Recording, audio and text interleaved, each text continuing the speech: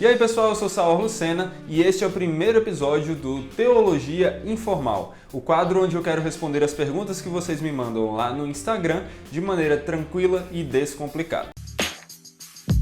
A primeira pergunta de hoje é: o azeite na parábola das 10 virgens seria comunhão e relacionamento com Deus? Não! Quando nós olhamos para parábolas, nós não devemos procurar em cada um dos detalhes um significado escondido. Na verdade, parábolas são histórias contadas para que, com um todo, com todos os detalhes somados, encontremos uma única mensagem.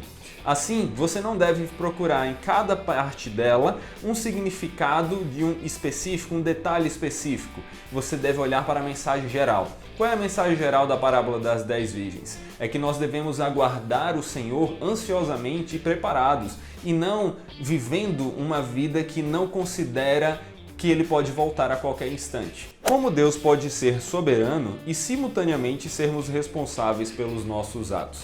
Essa, na verdade, é uma questão ligada à responsabilidade do homem e soberania de Deus, um ponto que a teologia vem debatendo há muitos anos.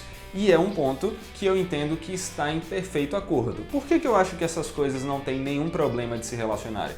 Primeiramente, porque eu creio em Deus e creio que a palavra, a Bíblia, é a revelação de Deus para nós, completamente verdadeira, inerrante, perfeita. Ela afirma as duas coisas. Se você olhar as passagens das Escrituras, você verá que Deus controla todas as coisas, Deus é soberano sobre tudo, nos céus estabeleceu o Senhor o seu trono e o seu reino domina sobre todas as coisas, a sorte é lançada, mas do Senhor procede toda a decisão.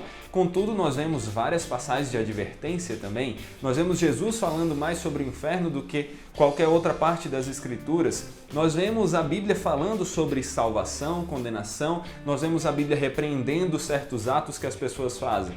Assim, nós vemos que a Bíblia afirma como igualmente verdadeiro, tanto que Deus é soberano e que nada acontece fora do decreto dele, como também que nós somos responsáveis pelos nossos atos e somos livres para escolhê-los.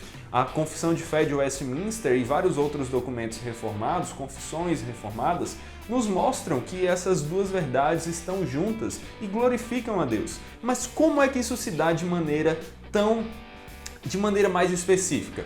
A primeira coisa que você tem que entender é que o mais específico que chegarmos ainda será limitado. Nós só conseguiremos entender plenamente isso quando chegarmos realmente diante do Pai. E ali nós entenderemos de maneira perfeita essa explicação.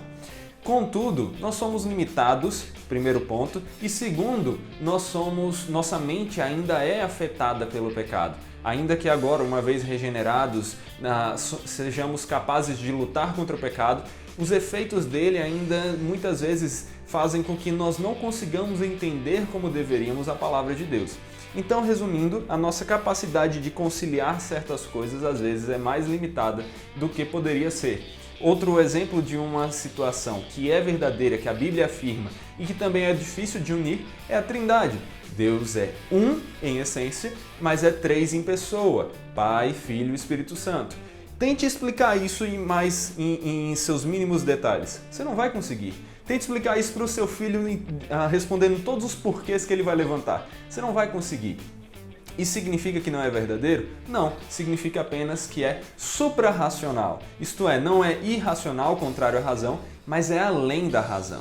É isso que você tem que entender de maneira geral. De maneira específica, quando eu olho para a soberania de Deus e a responsabilidade do homem, o que eu percebo é que nós muitas vezes damos ao significado de ser responsável, de ter liberdade de escolha, um significado que a Bíblia não atribui e que na verdade é incongruente, que é uma ideia de autonomia. Como se para sermos livres e responsáveis pelos nossos atos, nós tivéssemos que ser completamente autônomos, tivéssemos condições de tomar decisões sem levar em consideração o decreto de Deus. E isso é um equívoco. Então, primeiro devemos trocar o significado. Ser livre é você fazer aquilo que você está desejoso de fazer, aquilo que você está inclinado a fazer. ainda que você só faça isso debaixo do decreto de Deus e todas as suas ações, sejam pequenas ou grandes, estejam debaixo do decreto de Deus. Deus é o autor, nós somos os seus personagens, ainda que sejamos personagens verdadeiramente livres e responsáveis pelos nossos atos. Se você quer entender mais sobre isso, leia o livro Eleitos de Deus, do R.C. Sproul, da editora Cultura Cristã.